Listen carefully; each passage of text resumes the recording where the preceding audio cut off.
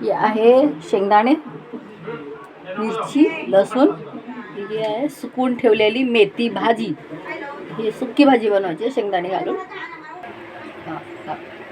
हे आहे गोड तेल.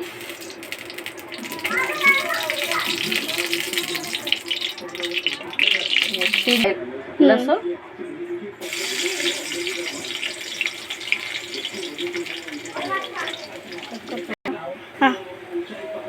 हे आहे पाणी.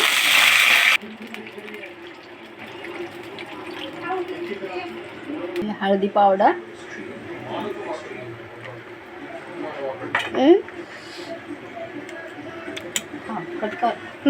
हळदी पावडर, धणा पावडर आहे.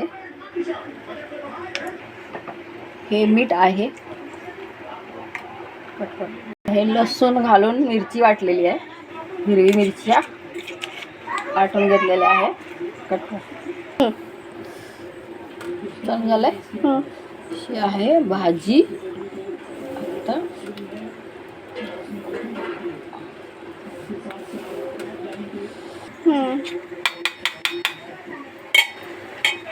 ही आहेत शेंगदाणे वाटून घेतलेले, टाकायच्यात.